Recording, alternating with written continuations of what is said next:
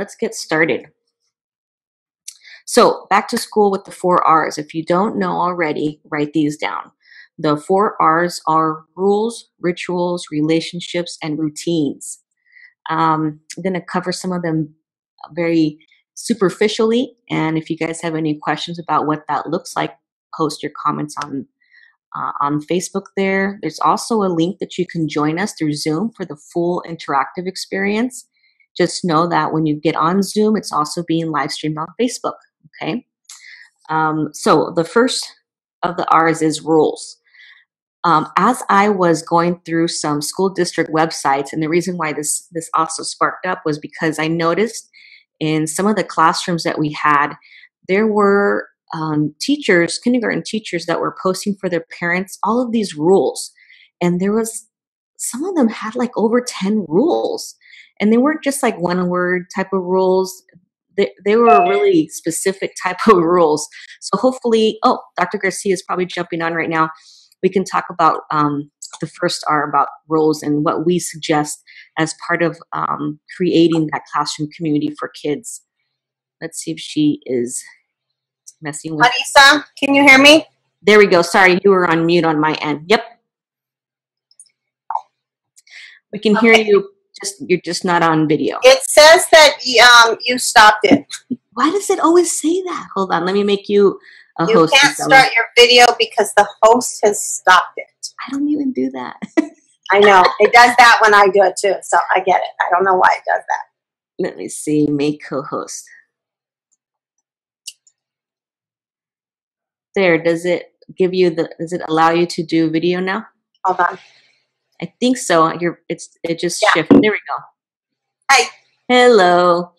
So I have to share with you. I did some homework. I went and rewatched your YouTube. It's also a podcast for the folks that are watching us.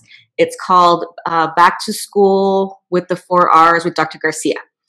And then you followed it by another talk about the first 40 days of school. And I thought, as I was doing some looking at district websites over the weekend, and I was looking at kindergarten teachers, like their home pages, and I saw just some of these rules that were, in my opinion, they're ridiculous. They're like 10 rules for some of these kids, and they're just kind of funky, like specific type of stuff that I don't know if a 4.5-year-old, 5-year-old is gonna even, and how do I even explain this to my child? I thought about as well for kindergarten, if I would have a kindergartner. So I thought, you know what, this is perfect timing to do back to, the 4 R's, and also just kind of revisit that video that you did last year for the beginning of the school year. So I was just starting on rules right now. You know, what's interesting is I think you posted somewhere kind of the list of some of the things you were seeing. And they're very traditional classroom rules. I think that when you go to teacher school, these are the rules that you learn in classroom management. They're just very, no talking, and that you need to look at the speaker when they're talking. There was a certain way you sat, like was it saddle position, or was it? That's the curriculum. That's the ELA curriculum. Like there was a certain way to sit. Yeah. Like, what? Remember I posted, we were, I can't remember. I had posted, someone said to me, this is the approach that we use for ELA, or the literacy program that we use. Right. And so I went and did some research, and that's where it comes from. It comes from that particular. I need to see that, and I'll see if I can take a screenshot of my post. Veronica would know. Veronica, our other consultant, would know, and I'll put it in the comments later in our Facebook page so you guys see. And I don't name names or anything like that, but I'm just like, I don't know where is this coming from? Why are we still here? Why are we still in this space? For me, it's like, really? I remember that back so long ago. But I do think it comes from teacher school. I think so many of these rules are just what we see across, particularly in the early elementary age, and then it gets just a little more sophisticated the older they get. the problem, and you know, it's an interesting thing you said, because I think you made mention that your daughter right now in some districts could have started school this Yes. year. Yes, absolutely. So when you look at your daughter and where she is developmentally, socially, and emotionally, and you look at the list that you were seeing of the rules, and just to name a few, it probably, you know, that you need to keep quiet, raise your hand, take turns. No interrupting the teacher, something like that. Right. And so I think they're just very typical classroom management rules, you know? And what, unfortunately, when I look at it, just knowing what I know about your daughter, it doesn't make sense to the 5-year-old brain. So let me give you an example. And in full disclosure, so my daughter, she's going to be 5. Valentina is going to be 5 September 20th. Okay. And I could have easily did have signed off on a little thingy and probably a little test, a little test or whatever at some school district, and put her into kindergarten this year. Totally. If there's parents out there that did it, you know, that's a parenting decision. For me, however, no, that was not going to happen.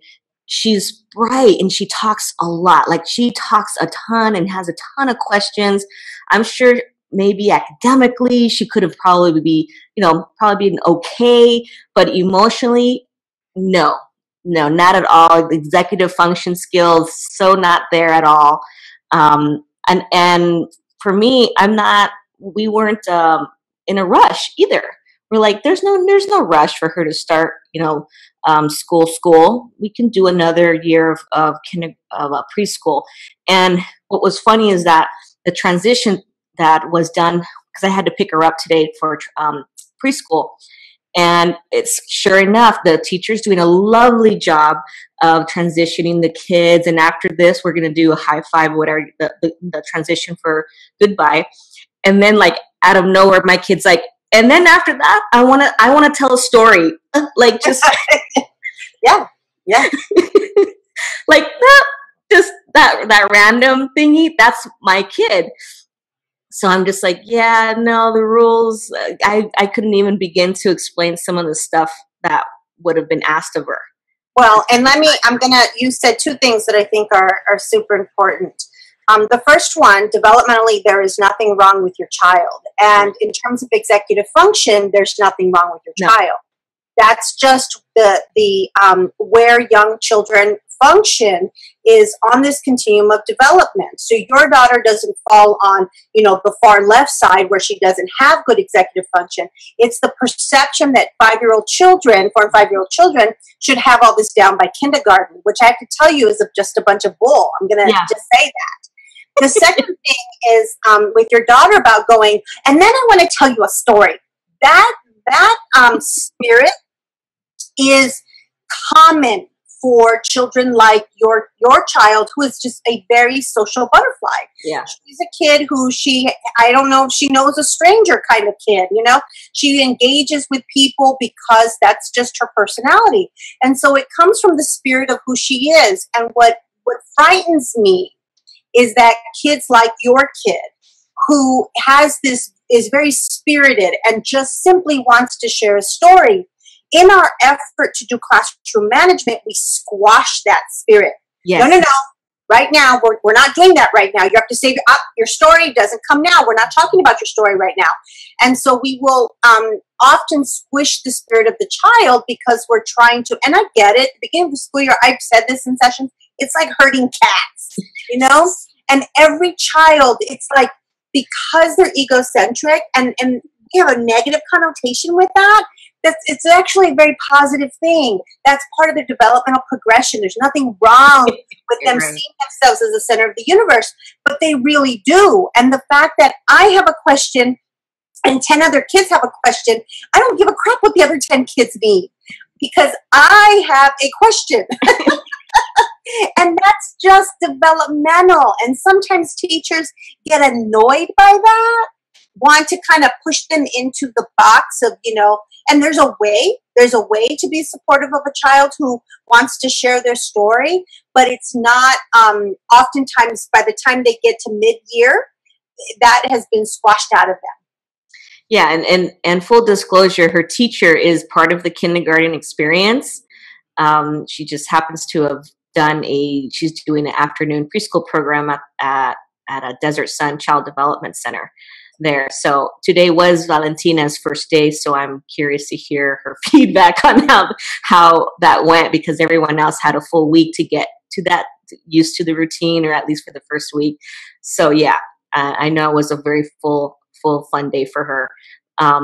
But for the rules, we have 3 rules that stem from, I think it's from Jenna Byams, from the Beyond Behavioral Management author, in our social and emotional training that we talk about.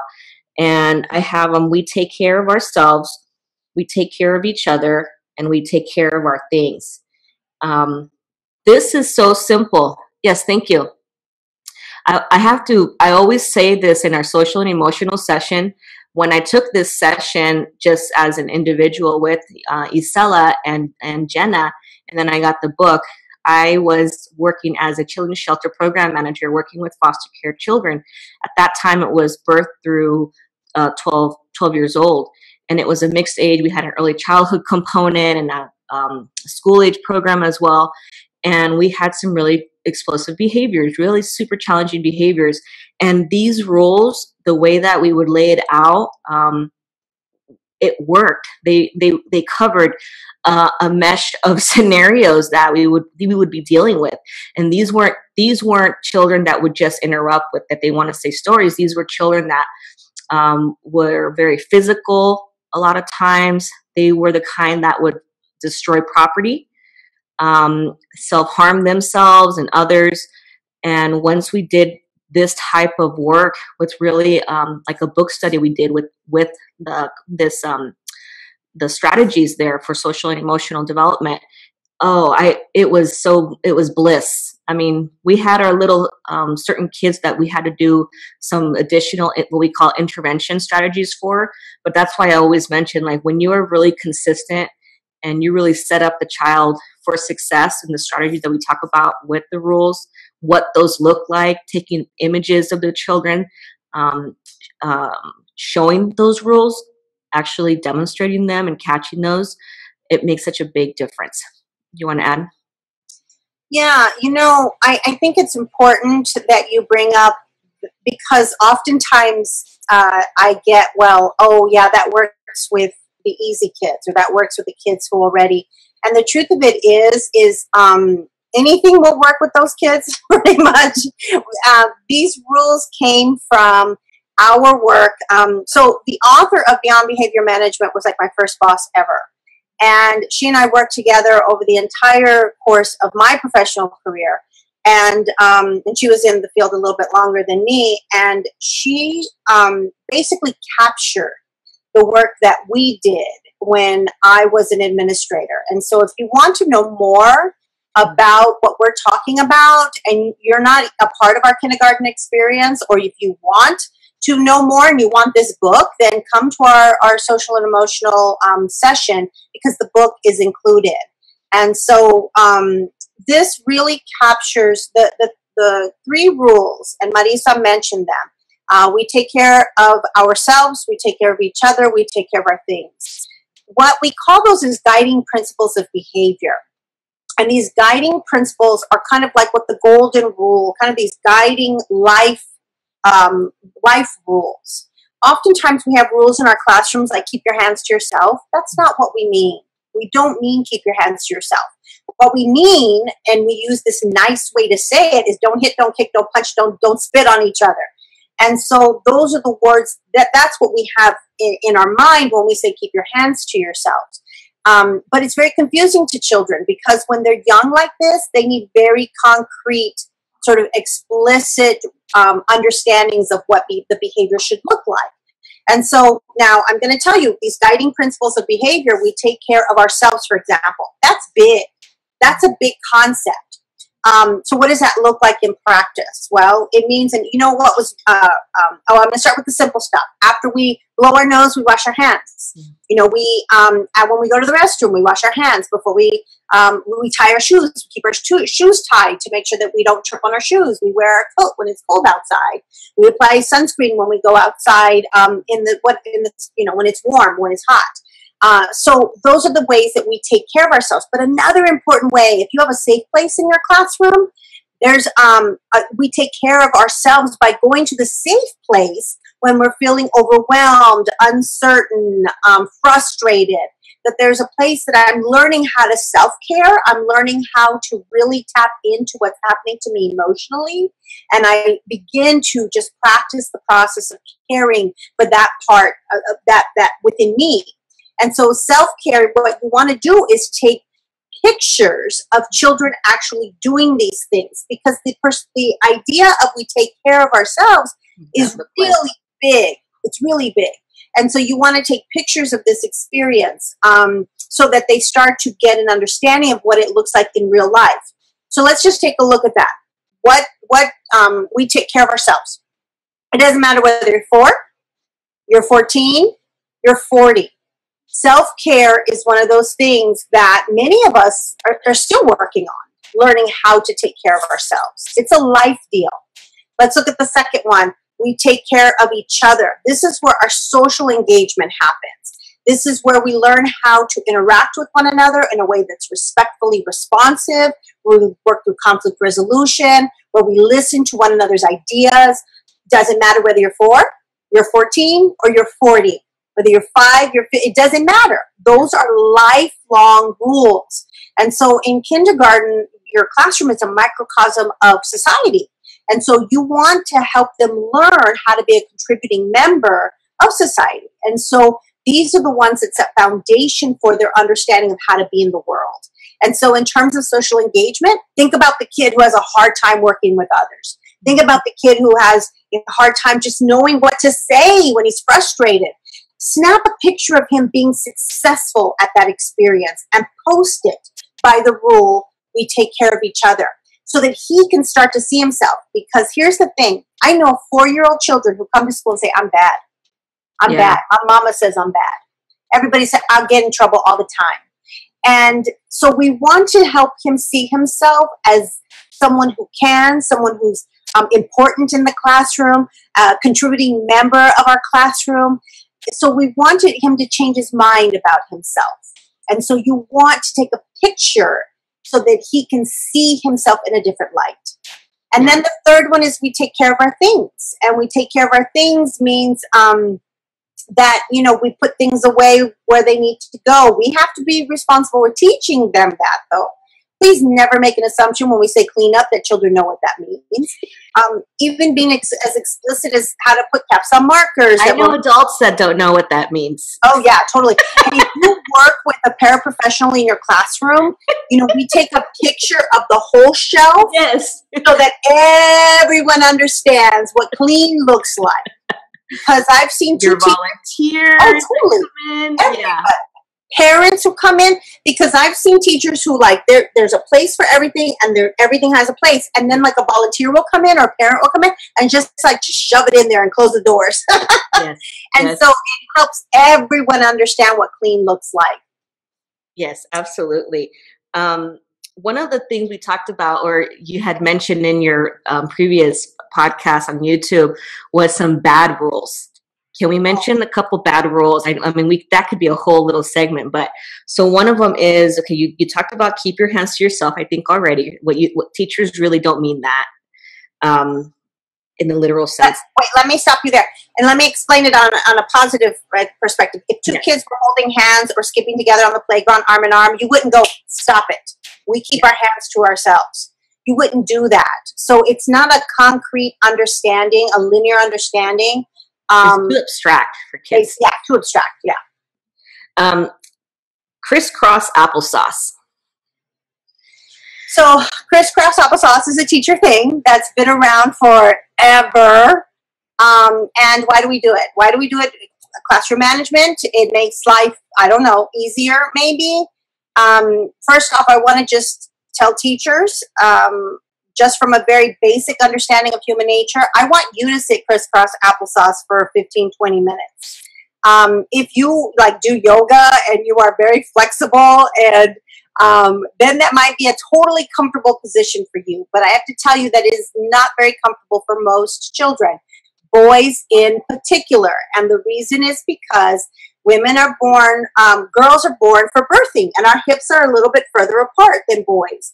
Boys' hips are a bit more narrow. And if you watch them carefully, they'll start, because they're required to, in a crisscross position. But oftentimes, not always, but oftentimes they'll end up with their feet under legs underneath. They kick them out. They're to the side.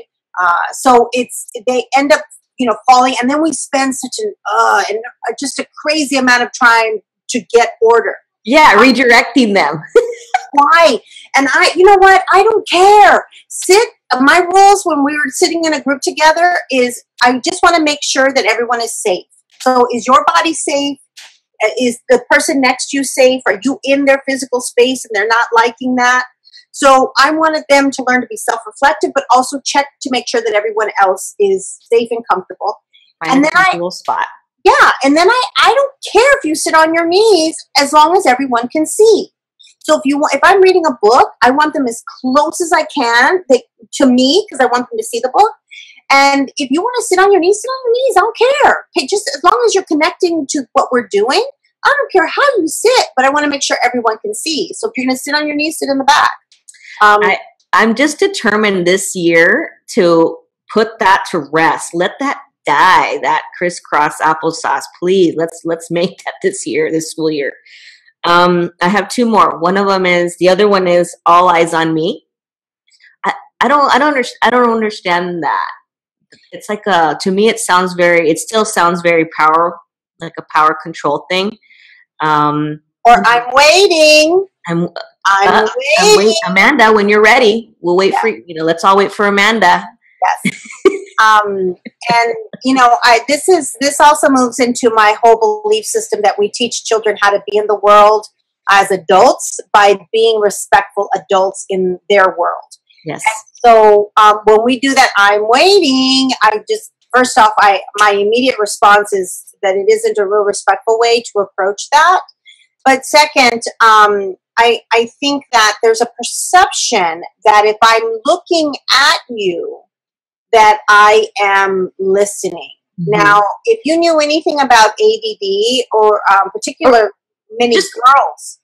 Human development too. Oh yeah, totally. But let's look at ADD, because I think there's this perception, again, that you're looking and you're paying attention. I see this in adults in my groups when I do trainings. But it's also like for me and for some children that I can look at you and be completely in a whole different place. And if I have something to do, if I doodle, if I have a squishy ball, if I have something that can keep me kind of physically busy, I don't have to be looking at you to pay attention. And teachers have said this, that they're reading a book, a child has walked away from circle time, and then the teacher asks a question and the kid answers the question from the other side of the room. Absolutely. It happens all the time. Absolutely. And so we have to let go of the perception. Of course, we want kids to have their attention on what we're doing. And if the children are rolling around, not engaged, then that's less about their attention and more about what you're doing to keep them engaged. That's the teacher. It's more about the teacher. I also want to mention that in some cultures, that's considered disrespectful to look at you in your eyes, teachers. Okay. The last one is bubble in the mouth. Oh, God. All right. Again, this is a teacher school thing that has come down from some program of some sort, because it's everywhere.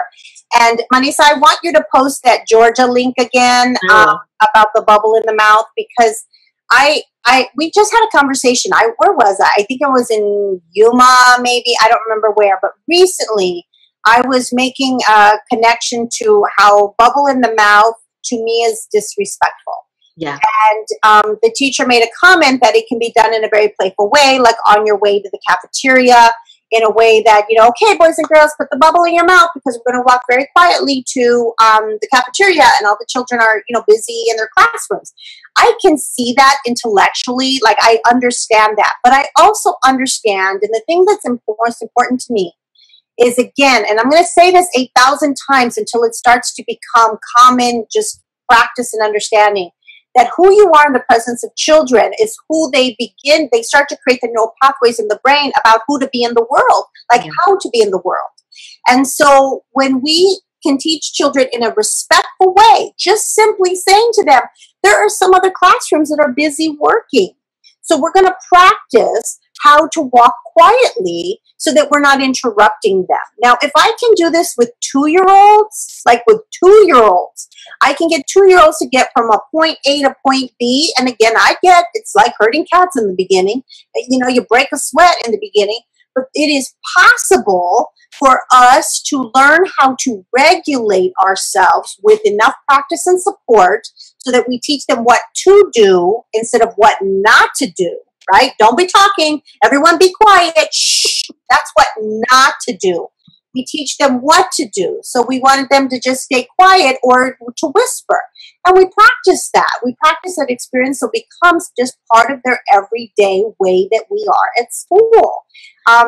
Bubble in the mouth, I often think about like in an adult, if we were in an adult situation and we were to staff, like having our staff meeting, and I'm your principal and you're chit-chatting over there, maybe it's completely on task and exactly what we're talking about. You have a question or whatever, and I go, hey, bubble in your mouth, please. Bubble in your mouth. Miss Garcia, bubble in your mouth, please. Yeah. Makes no sense. And I think that we would never tolerate that. No. And so, children are forgiving of us, and, that's what makes them incredible. Well, and you talk about how we have these rules, but we have to practice using we have to practice them. So keeping that in mind. How can we provide those opportunities to learn how to practice those rules, learn how to do those rules? The next one I'm going to go into is routines. Routines right now is the procedures of the day. So a lot of times that's like, it kind of moves into also your first 40 days, first 6 to 8 weeks, learning the way we get through the day. First we do this, and then we do this. Yeah. Washing our hands. For example, one of the routines for my daughter is before she goes into the classroom, she goes potty. Like there's a restroom that's like they have like a separate kind of side door, and washing your hands before you go into the classroom. Once that's done, she goes in and then she moves her name. She finds her name it's on a little rock, and it goes to the here little thing that they have right there. Not here and here. That's how they have it at her classroom. So procedures that are thoughtful, like hand washing. A lot of times we make assumptions that children know how to wash their hands. I'm still showing my preschool kid. Like we have to practice this, how to do these things. You want to add to that? Yeah, I was in a preschool classroom about 3 weeks ago. I do contractual work on top of the kindergarten experience. I was in a preschool classroom, and one of the things that we watch for is in very basic is how we wash our hands. And do you know that I didn't see one single teacher wash their hands appropriately? So to make an assumption that 5-year-old children know how to do it appropriately, and I'm just going to quickly, this has nothing to do with it, but I think you should know. It starts with wetting the hands, and then you put soap and you lather for 20 seconds. And now that we sing Happy Birthday or one of those songs, that's the duration of the entire song. Then you rinse it, and then you take a paper towel, you dry your hands thoroughly, and then with the paper towel, you turn the faucet off. And so we actually have to explicitly teach children routines. And within the routines are those kinds of things like hand washing. And if you visited our model classroom, you will see that we have an explicit, there are pictures of the steps that I just described to you on how to wash your hands right where the sink is so that a child can see this. And, they can't read yet. Yep, they need visuals. Don't put it in words. It's got to be in pictures. This is a gift that your school year this year can leave for your next year oncoming. You can take those pictures and have it up at the beginning of the school year, and then you replace them with your current school year. So you don't want to keep old pictures up because it has to be meaningful to them. Now, having said all that, the routines, as Marisa mentioned, is how do we get in the classroom? Where do I put my backpack?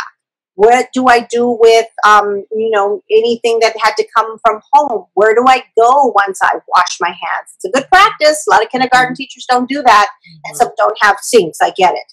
But where do I go when I get into the classroom? All of those routines, we have to explicitly teach. Make no assumptions. And now let me give you a rule of thumb. You are explicitly teaching for sometimes the duration of the entire 45 to 60 days. So if you explicitly teach for 1 week and you get frustrated that the children didn't get it just yet, I've been teaching social and emotional development in some school districts for about 5 years, and we're still trying to figure out how to respond to children's emotional needs appropriately. All of us need support in how to shift and learn new behaviors. All of us, whether you're little or you're big, it's a process. And so we need to explicitly help children move through the routines of the day.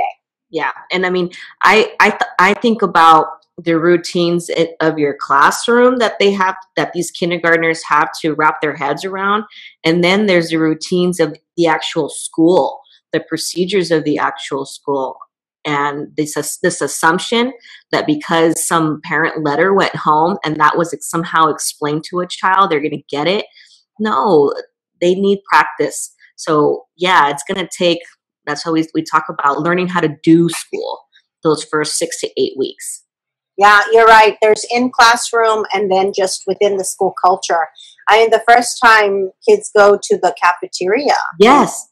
That's huge. One of the lovely things when I was working with Lauren, I think it was with Lauren over at Mesa Public Schools, there was an opportunity for the kindergartners to go and do kindergarten for like a couple hours or something, where there was nobody else in the school but them, so that they can practice how to go from their classroom to the cafeteria.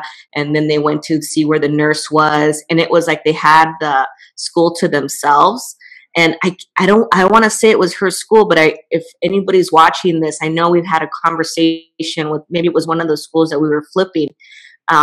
But I thought that was a great idea to allow for those families, whoever can do that, to give that kind of on the job, on the kindergarten practice of just going through that day and knowing where things are, so that the first day isn't so hard, so unfamiliar. You know, I often think about like the first day of a new job. The first day of a new job is like, oh my goodness, like, where do I put my stuff? You know, if you don't have your own classroom, you know, where do I put my stuff? Or, you know, what do I do when I first check in? It's like all of those things that you're uncertain of, even like as an adult. You know, am I going to know anybody in the staff lounge? You know, am I going to sit? It's like those kinds of things that maybe some adults are more adept at being able to work through and figure out. If you can imagine, and some adults are not. I mean, you know, some adults are not comfortable with social engagement stuff. For me, when I dropped off my kiddo for preschool, and I understand this is preschool, but it's still procedures and routines, it was the first time for me. I felt very lost, and not that nothing was done bad or anything like that, but I'm asking Valentina, my kiddo, because she went through the little orientation time, and I'm like, well, where do you put your backpack? Oh, we put it right here, mommy. You know, I'm having to get oriented because I'm like, okay, then they go here. Oh, okay, then they go there. And I felt a little, like the transition was like, oh man, I'm going to need more practice with this. So my kid is in 5th grade. She's starting a new school, okay, 5th grade. And they have a whole program for her to go during the summer so that she knows like what classrooms and to get connected to all the kids come in at 5th grade. So it's like an opportunity for kids to get connected and learn the routines and that kind of thing. Okay, so the part that I have had issues and like freaking out about is the drop off. Because the drop off is like this orchestrated event, and she starts school tomorrow, and I'm nervous. There's like 800 kids, and there's this little dinky little space. There's 3 places to drop off, but you're like nervous. You're like, okay, do I stop? Do I go? What do I do? And then they look at you like, no, keep going. And I'm like, I don't know what to do. I saw somewhere on Facebook a meme. So I call memes memes. Okay, I don't know if that's a Hispanic thing, but we call them memes. So about parents, like it was like a little sign about parents when you drop off. It's not the time to like do an extra thing, like do their hair. It's not the time to, I don't know, fix their shirt or all these extra things that you needed to have already done. Like just go. Drop off and go. It's like tuck and roll, kids. Tuck and roll. There's Just signs go. there's signs as you drive up that says parents stay in the car. And so I'm like, oh, I got to make sure I do this right. And you know, I'm a grown up, and you know, still we kick into this place of, okay, am I doing the right thing? And so we have to remember that these kiddos have only been alive for 60 months. Yes. That's it. That's it. And so they need explicit support from a loving, open-hearted place, not from, I already told you 5 times last week place.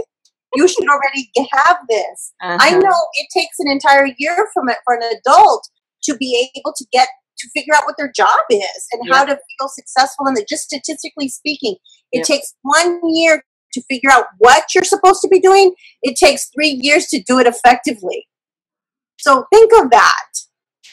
I'm going to pause really quick just to double check any of our comments here. I'm watching them too. Hi, Sarah. Hey, Karen. And let's see, we had Alex. Hi, Alex. I hope you're jotting this stuff down. Let's see, Nina. Welcome, Nina. Oh, Trisha. We just talked about you, Trisha, doing an awesome job. I can't wait to hear. I don't see Trisha. Yep, okay. It shows she's watching. All right. Oh, she's watching. Okay. Let's see. All right. No follow-up questions here. Mesa Summit Academy. Yep, you guys do that too, where you let the kids come in. All right. Doing some campus videos. Very cool. Okay, so the next two the next one is rituals. Touch and engage the heart. When I was listening to your YouTube thing, that's how I remember the difference, because a lot of times I think routines and rituals get mixed up. Rituals connect the heart. It's the thing that we do to touch the heart. It's what helps children feel connected to the classroom and to the teacher. And to one another. Yes. So those are some things like for the transition time in the beginning, for example, Valentina's transition time in the morning to come into the classroom, she was given that choice, the whole high five, smile, fist pump transition. That's a nice ritual in the beginning and at the end as well. And then that whole we wish you well. One of the cool things was, because she was not there last week, my daughter had been sick, and the classroom had already started, but the teacher had let me know. Trisha was like, we wished her well every day so the kids know her, and it was true. We got there, and the kids knew her. Oh, Valentina, you're here. So that was really lovely. That's part of that whole ritual establishment. So I want to just give credit to Dr. Becky Bailey. Dr. Becky Bailey is the person who has kind of created through conscious discipline, this whole ritual experience of having rituals in the classroom. Now, rituals connect us as human beings. They touch the heart. And this is why this is so critically important. When you think of your childhood, or you think of experiences that you hold that fondly in your heart, these are the things that often are our rituals in our family experiences. Sometimes it's cooking around, like, maybe grandma or mom cooked in the kitchen and everybody sat around and talked and helped each other. That was a ritual that connected the heart, that we were there as a group that were connected to each other in the experience. It wasn't just simply getting through the day. We know the difference between getting through a morning. If you're just trying to get out the door, and if you have kiddos or ever had kiddos, you might remember just the experience of the routine of getting out the door. That's a very different experience than having a connection, a heartfelt connection. And this is what helps us develop a sense of belonging. This is what helps us feel connected emotionally to others. It helps with bonding and attachment, particularly for kiddos who have lost those experiences, or not lost, but didn't have them those experiences pretty significantly in their younger years. And so it really provides such a critical component within them as they're developing the ability to connect to others, to develop empathy, to develop the ability to be self-reflective. All of this falls into having rituals with one another. So there's a book called I Love You Rituals, and it's by Dr. Becky Bailey. You can also look it up on YouTube. You can, they have a lot of teachers who do I Love You rituals. Pinterest also has a whole bunch of examples of I Love You rituals. A ritual that Marisa mentioned is how we greet children in the morning. So we say a handshake, high five, a smile, or a hug. But there's like 15 different ways that teachers have created, or 30 different ways. You know, it doesn't matter what you do. It's that you're connecting the heart as they come into the classroom.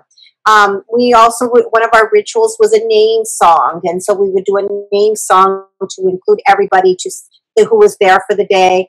Another ritual is wish you well. And so we would recognize who was there for the day, who was not there. And if they were not there, then we would extend love. So we would send them well wishes. And the way that we would do it, we would sing the song that goes, we wish you well, we wish you well, all through the day today, we wish you well. And it becomes such an important part of not only for the children who are there, but the child who wasn't there.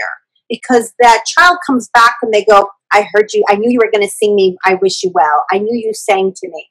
It means it creates this sense of belonging and connectivity that is so core critical to all of us, because we have an innate need to belong. We are born with that need. And so, especially if you've got any kiddos who come from some challenging early experiences of life, this is really important. And you will see, if you do rituals consistently that are wholehearted and you take the time to do them, especially with your more challenging situations, you'll see a decrease in behavioral concerns because the child is feeling connected. And that's 99% of the time why a child is misbehaving as an unmet need, and oftentimes that unmet need is not feeling connected. Yep. Okay, our last one is relationships, and then I think there's some questions here. Relationships. What was the last one? Relationships. What was the last one? Okay. The core of all of our experiences as learners, authentic relationships. To activate the mind, you have to touch the heart. You can't fear children into liking you. That really stood out. Another thing I remember you said, make a friend and keep a friend. Like I always say, we can be friendly, but like we don't have to be friends. There's this misconception about what that looks like, and have that like have to be friends. Or the teacher also referring to all of the kids. Come on, friends. Come, okay, friends. We have to develop the skills for friendship, because you can. What is it? You can make a friend, but how do I keep a friend? Right? So we can be friendly. So I know this is, again, teacher school. We learn from other people, then we use the term friends because it's a nice term. It's a very friendly term. Yeah. It's an easy way to address the group. And but the problem is with young children, they're concrete thinkers. And we use the term friends, but we don't actually teach them friendship skills. Friendship skills is a whole different level. So, and quite honestly, if I called my staff, like, as I'm the principal and all of you all are here together, and I said, okay, friends, and I did that consistently every day, it doesn't magically make us friends. I know many grown-ups that struggle with not only, it's easy to make a friend, you meet somebody, you have some similar interests, but to keep a friendship, it requires so much more skill. And I have to tell you, I was at Isaac School District, and we had a coach. She's an instructional coach, I believe, and she worked primarily with fifth grade, sixth grade on up. So she's middle school background, and she has, I think, high school kids of her own. And she said the problem and what's happening these days with all of our gadgets that we have, children are no longer engaging. And I got to tell you, I don't think we were very good at it beforehand. So it's not like all of a sudden we've lost the skill too. But, but what's happening is that instead of actually engaging in a, I'm really upset about this, or, don't ever do that again, even at the very basic level of how to engage with somebody when you're frustrated, they're not doing that anymore. What they're doing is they just block each other. So they tell each other off on text, and then they block each other. And so they don't, there's oh, totally. There's not even like the, how do I fix it? How do I change it? How do I apologize? Am I being so self-reflective in my part in what happened? Like all of that is really starting to, we're seeing that less and less. And so relationships on how to make a friend, keep a friend, what does it mean to listen to other ideas? Empathy, like true empathy, the ability to put yourself in someone else's shoes, doesn't actually start to really develop until around age 9. And so this whole experience of showing how to engage in meaningful conversations, to be self-reflective. I wonder what I can do differently. And I say those things out loud as a classroom teacher because I want children, when I'm engaging, I want them to see me and hear me, be thoughtful about those decisions that I'm making, because it's helping them learn how to be with one another. The relationship piece, in terms of when children just show up each day, I have to be completely open-hearted. And that means that I'm setting aside all judgment about the child and the family. And so if there's a part within you that says, oh my, that's just going to be such a hard day. He's just, or my favorite is that's not my job. That's the family's job type right. of stuff. Yes. That attitude. And if we're in that space, so let's really look at this, because I think this is fascinating. I'm doing lots of more work around mindfulness, and so this is really interesting. So if your perception of whether it's a grown-up or a child, it doesn't matter which, if your perception is what you're going to look for when you see the child or the adult is everything that validates your decide. That's where your brain is. So I'll give you an example that's not about children. If you let's say, and I'm just going to use this because it's what's happening right now, the political climate is nuts, right? Right. And so what we have seen over and over and over again, that if you stand on one side versus the other, if you stand on one side, you can take an article that was written and you can change who wrote it, a Democrat or a Republican. And if you're on one side of the camp and you read it, you're going to look for the things to validate your beliefs. That's I'll confirmation post that image, everyone. I know what she's talking about. So that's confirmation. It's a good talking point.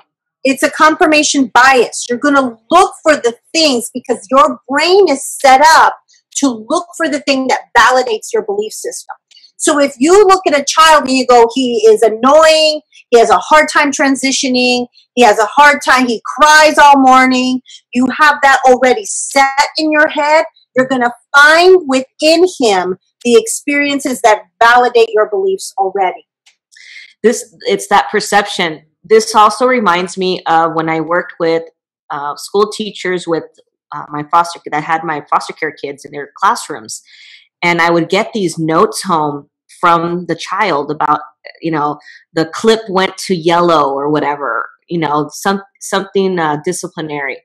And after going through these sessions with Dr. Garcia and then with Jenna, we talked about how they can work on their relationship with that child, because for me to convince that child every morning to get on that bus, it was just ridiculous. It was not necessary. And we went back, and I'm like, you know what? No, this isn't right. We need to have a sit down here, because we need, the relationship should not be, how do you say, it's not the responsibility of the child to have the relationship with the adult. It is the adult's responsibility. So, Always. oh, yes. So talking about finding the positives, like being super intentional about, okay, yesterday happened, today's a new day, and I'm going to find some positives, at least for every, what was it? For every one misdirection, we needed to find three positive interactions with that child. So I'm going to back up a little bit, because you said something. So the first thing is, if you're already finding yourself a little bit challenged, you want to write down 3 to 5 things every day before the child comes to school. What makes them an incredible human being? Okay, 3 to 5 things, and it needs to be a new thing each day. So don't tally. You don't go, oh, same thing, same thing. Don't do that. Because there's something really important about that physical experience of writing down. It really shifts the brain. And it gets us open heart to a place of being more open-hearted. The second thing that you mentioned is for every redirection. So every time you redirect or explicitly teach something, or that, you know, a child needs sort of what we consider maybe a correction of some sort, you want to connect intentionally in a loving, responsive, supportive way 3 to 5 times. And the reason is, and what I mean is not a good job, guys. It's not, hey, good job for that. It's not that. It's that empty. Kids know when you're fake. Oh, totally. And you want to make loving, responsive eye contact. You want to go over and say, tell me about what happened, or I'm really interested in what you're doing.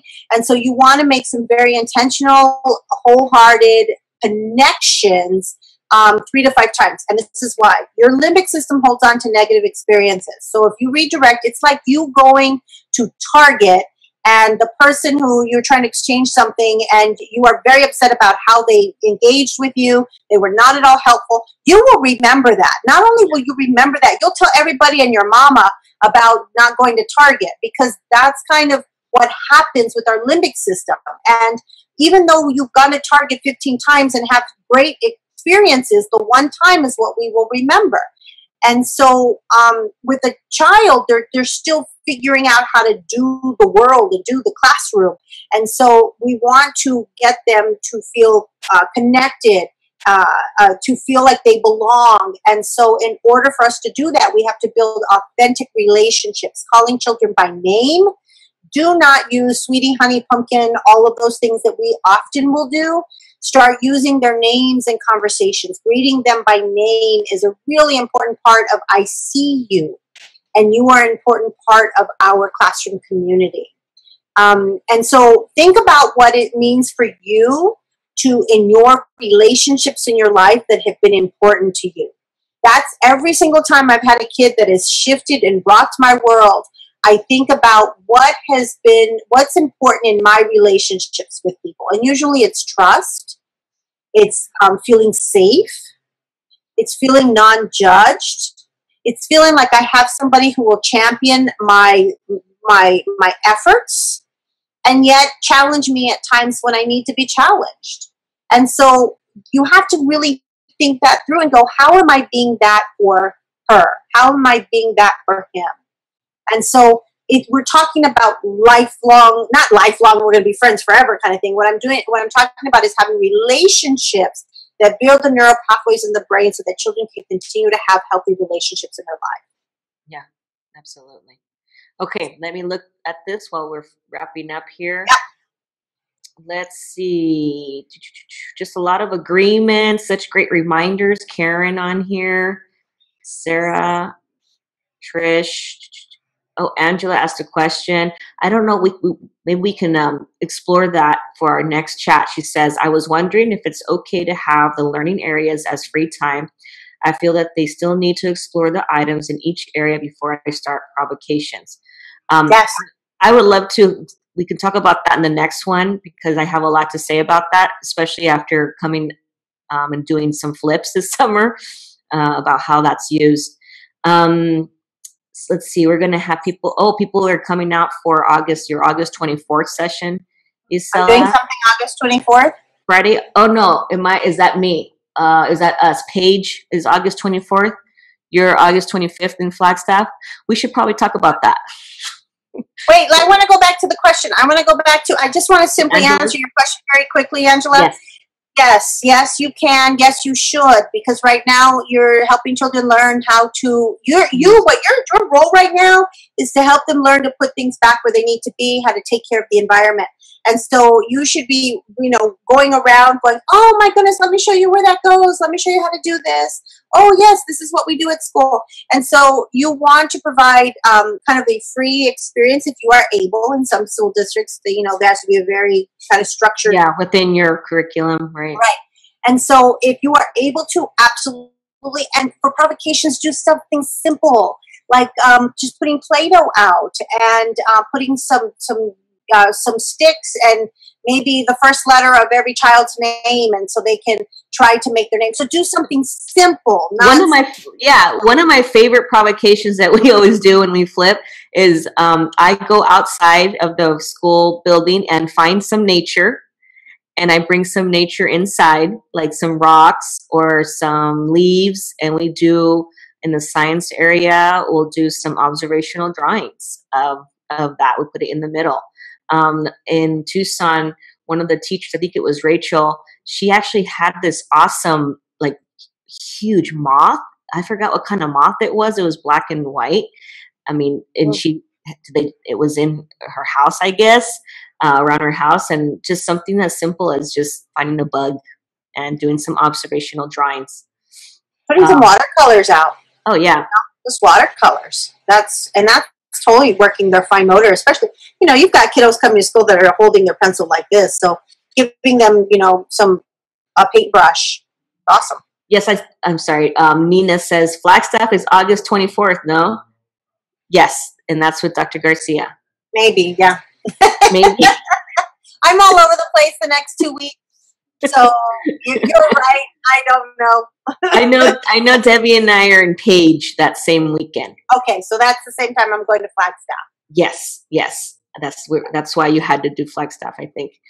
Let's see what other positive intent. Always. Yes. Want to make sure we put that type of energy out there when we receive our students. Okay. I think that's it, you guys. The newsletter is going out this week. If you're not subscribed, get on the subscription, go on our website, super easy. We're doing a call to action right now. We're trying to reach more kindergarten teachers. We're looking into starting some Maricopa County informational sessions as well, just to reach new kindergarten teachers. That's our goal. If you have a connection with an administrator, teachers that have not come to our kindergarten sessions that are new this year, send them our way. Introduce us via email so we can follow up. We'd love to connect with them. You want to mention something else, Isela? Yeah, I want to just say that this grant is supported by the Virginia G. Piper Charitable Trust, and part of our agreement was to reach every single teacher in the state of Arizona. We have not done that. And we believe that teachers don't get our information. We've sent it out through K-12 unit out at the Department of Ed. We've sent it out, all of our information, through the early childhood unit at the Department of Ed. We do cold calls, we do emails, and we don't believe that teachers are getting our information. And so we are in the next, up until March of next year, we have to reach every single teacher in the state of Arizona. So if you are connected to another school district, I'll give you a good example. Blue Ridge, Sholo, all those people know each other oftentimes. If you are connected, we've already connected to them, so don't help us there. But if you are connected to school districts, you know somebody, you know a teacher who can, what we're looking for is contact information for kindergarten teachers. We have to provide some level of information about our work that we're doing on behalf of the Department of Education, and informing about the K-3 formative assessment and how best early childhood practices aligns with that. That's all. So it's not like you're making a commitment for the, you know, the whatever hours. No, it's just it's just telling them about our project. That's it. And the work that we're doing. Yeah. And so please help us, because we're kind of not sure what to do next. And so we're just trying to gather contact information in order to reach out to individual teachers. So if anybody has any ideas or can connect us somehow, please help us. Yes. For this podcast here, this video podcast is going to go up on YouTube, and we'll put it up on the Kindergarten Experiences podcast, audio podcast as well, on iTunes and on Google Play. You can check that out on the website. It'll probably be up by the end of the week. Anything else, I'll put down the links on the comments here. I know that I have a couple videos that we want to put on there that we were referring to for this, but looking forward to seeing and hearing how your first 40 days are going with your classrooms.